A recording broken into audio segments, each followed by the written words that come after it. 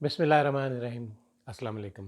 आप देख रहे हैं के M Khalid official YouTube channel और मैं हूं खालिद महमूद खालिद। बड़े बोझिल दिल के साथ मैं आज जनरल परवेज़ मुशर्रफ की वफ़ात के ऊपर ये वीडियो बना रहा हूं। जनरल परवेज़ मुशर्रफ एक तरफ आइन था और एक तरफ मुल्क था। उन्होंने आइन की बजाय मुल्क को चुना और ऐसे इक़दामात किए जिससे मुल्क बेहद तरक्की की राह पे चल पड़ा। आइन उन्होंने साइड पे कर दिया, लेकिन ये पाकिस्तान के कानून के मुताबिक आइन की पासदारी जो है वो अवलीन तरजीह होनी चाहिए। लेकिन क्या जो मौजूदा दौर के अहम जर्नलिस्ट हैं और जो कहते हैं कि परवेज़ मुशर्रफ ने 2 मरतबा आइन तोड़ा, उनको ये अंदाज़ा नहीं कि जो जमहूरी दौर है पाकिस्तान के, वो पाकिस्तान की तबाही और बर्बादी के लिए कहाँ तक पहुँचे। भुट्टो साहब के दौर में आपको मालूम है कि पाकिस्तान 2 टोटे हुआ। इसी तरह नवाज शरीफ के दौर में जितनी दौलत कहा गया, इल्ज़ाम लगाया गया कि पाकिस्तान से बाहर ले जाने में सबसे बड़ा किरदार नवाज शरीफ का है। बेनज़ीर भुट्टो, उन्होंने उनके ऊपर भी इल्ज़ामात लगे कि उन्होंने भी फ़ौज को बदनाम करने के लिए हर वो हरबा इस्तेमाल किया जिसकी माज़ी में कम मिसालें मिलती हैं। इमरान ख़ान जो कि फ़ौज के सहारे इक़्तिदार में आए, जब इक़्तिदार से अलग हुए तो उन्होंने फ़ौज को बुरा भला कहना शुरू कर दिया। परवेज़ मुशर्रफ की हाँ में हाँ मिलाने में इमरान ख़ान सबसे आगे थे। नवाज शरीफ जनरल ज़ियाउल हक की वजह से इक़्तिदार में आए और फ़ौज ने जब अपना हाथ खींच लिया तो उन्होंने फ़ौज के ख़िलाफ़ बोलना शुरू कर दिया। और बेचारे मुशर्रफ साहब जो उस वक़्त मुल्क का बहुत बड़ा दर्द रखते थे, मुल्क की तरक्की के लिए उनके ज़हन में बड़े मंसूबे थे, उनको किसी भी सूरत में कामयाबी से रोकने की कोशिशें की जाती रहीं।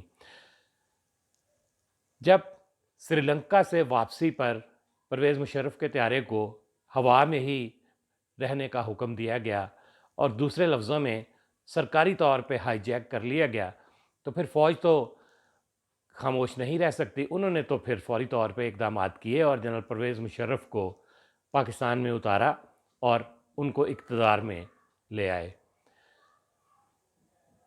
जितनी भी जमहूरी हुकूमतें आई हैं पाकिस्तान में, उनके दौर में मुल्क में कर्ज़े ही कर्ज़े आए हैं। परवेज़ मुशर्रफ का दौर ऐसा था जिन्होंने IMF के चुंगल से भी आज़ादी दिलाई और ये शौकत अज़ीज़ का कारनामा था बहुत बड़ा, जो परवेज़ मुशर्रफ के ही लाए हुए वज़ीर आज़म थे।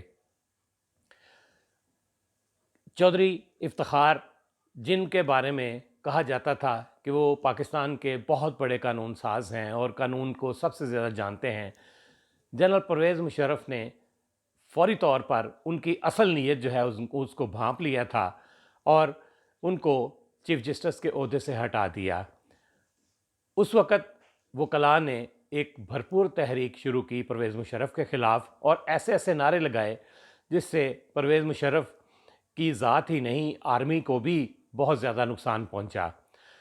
लेकिन वक्त ने साबित किया कि इफ्तिख़ार चौधरी के जो इक़दामात थे वो पाकिस्तान दुश्मनी पर मबनी थे और परवेज़ मुशर्रफ के ख़यालात जो हैं वो उस वक़्त दुरुस्त थे। यही वजह है कि आज वकला भी इफ्तिख़ार चौधरी के सख्त ख़िलाफ़ हैं। एतज़ाज़ अहसन जो कि पेश थे इफ्तिख़ार चौधरी के हक़ में, आज वो भी उनको पाकिस्तान के हक़ में बेहतर नहीं समझते।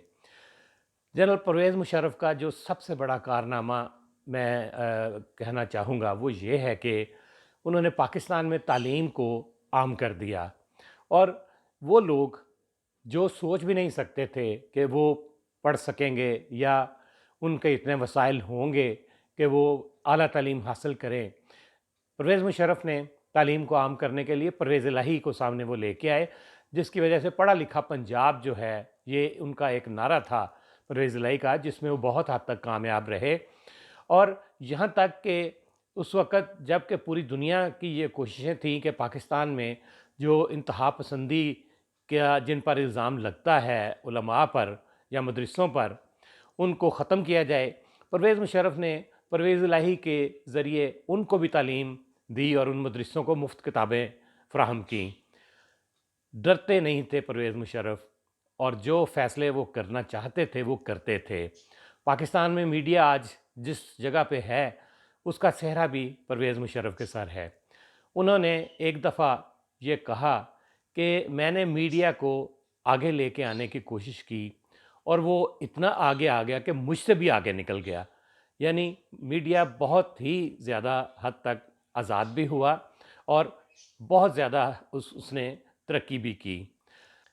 میری جنرل پرویز مشرف کے ساتھ 5-6 ملاقاتیں ہوئیں، اور بطور شخصیت، بطور صدر، بطور آرمی چیف، میں نے ان کو حقیقت کے بالکل سامنے پایا، اور انہوں نے جو بھی کہا وہ سچائی اور ان کے دل کی آواز اور ملک کا درد جو ہے ان سے بھرپور طریقے سے واضح ہوتا تھا۔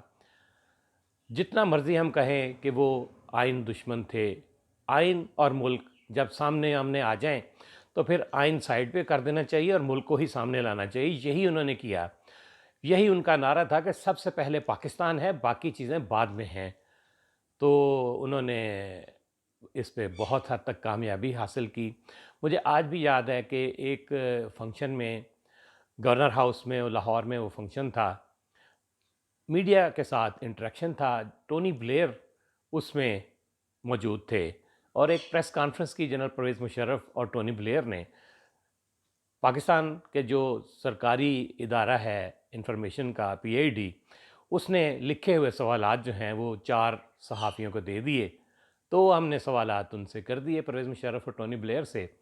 تو جب پریس کانفرنس ختم ہوئی تو میں پرویز مشرف صاحب کے پاس گیا اور ان سے کہا کہ جنرل صاحب، ہماری زندگی کا یہ آخری موقع ہے کہ ٹونی بلیئر اور پرویز مشرف اکٹھے ہمارے درمیان موجود ہیں، اور ہم اس یادگار لمحے کو کیمرے میں قید کرنا چاہتے ہیں۔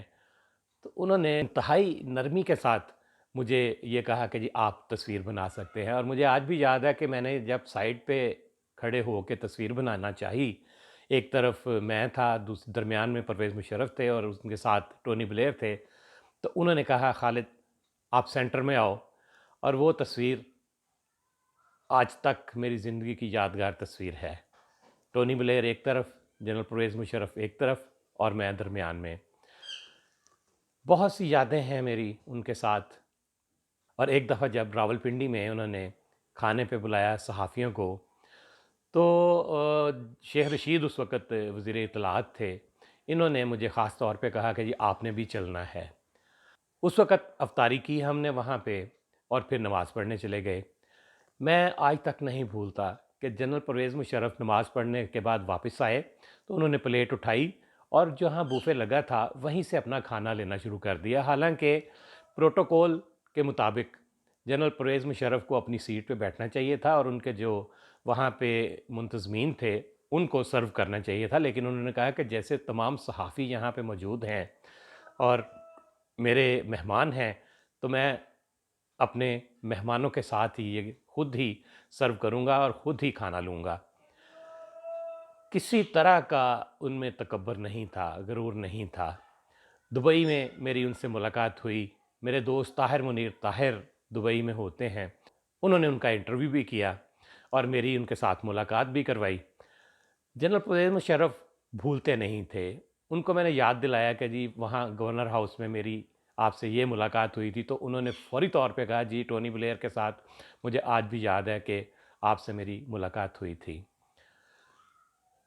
دور تک دیکھنے کی صلاحیت رکھتے تھے وہ، یہی وجہ ہے کہ جب ان سے اقتدار چھینا گیا، ان کو استعفیٰ دینے پہ مجبور کیا گیا آئین کی بالادستی کے لیے، تو انہوں نے اپنی آخری تقریر میں کچھ الفاظ کہے جو آج تک صحیح ثابت ہو رہے ہیں۔ انہوں نے جاتے جاتے کہا تھا اقتدار سے الگ ہونے کے بعد اب پاکستان کا خدا ہی حافظ۔ اس وقت ان پہ بہت تنقید کی گئی کہ یہ وہ کیا الفاظ استعمال کر رہے ہیں، لیکن وقت نے ثابت کیا کہ اس کے بعد پاکستان قرضوں میں جکڑا، اس وقت کے بعد پاکستان معاشی طور پہ بدحال ہوا، اس وقت کے بعد پاکستان میں اخلاقی گراوٹ جو ہے وہ سب کے سامنے آئی۔ جس طرح سیاستدان آپس میں لڑے، ایک دوسرے سے الجھے، اور سب سے پہلے پاکستان کو بھول کر سب سے پہلے اپنی ذات کو مقدم رکھا انہوں نے، وہ کوئی بھی اس کو نظر انداز نہیں کر سکتا۔ اور پاکستان کی قیمت پر یہ سیاستدان جو ہیں وہ اپنی کرسی کو بچانے کے لیے اقدامات کرتے آ رہے ہیں اور آج بھی کر رہے ہیں۔ آج عمران خان اپنی ہی سیٹیں چھوڑنے کے بعد دوبارہ ان کو حاصل کرنے کی کوششوں میں ہیں، لیکن اب ان کے پاس ایسی حکومت ہے اس وقت ملک میں جو ان سے چھینی گئی سیٹیں جو انہوں نے خود چھوڑیں ان کو واپس دوبارہ دینے کے لیے کسی بھی قسم کے عملی اقدامات کرنے کو تیار نہیں۔ انتخابات کرانے سے گریزاں ہیں تاکہ عمران خان واپس نہ آ جائے۔ کسی طریقے سے 1 سال پورا کر لیں موجودہ حکومت اور اپنے جتنے بھی مقدمات ہیں ان کو ختم کر لیں، یعنی اپنی ذات ہی سب سے پہلے ہے، پاکستان کو سامنے رکھیں تو سب کچھ بہتر ہو جائے گا۔ آج پاکستان میں جتنے ریزرو رہ گئے ہیں، فارن ریزرو، کیا پاکستان اس سے اپنی ضروریات پوری کر سکے گا؟ اگر نہیں کر سکے گا تو اس کا انجام کیا ہوگا؟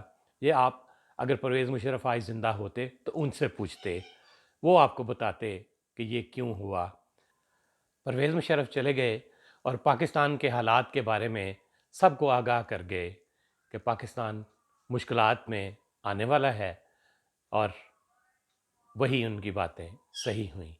پرویز مشرف صاحب، آپ کو آخری سلام۔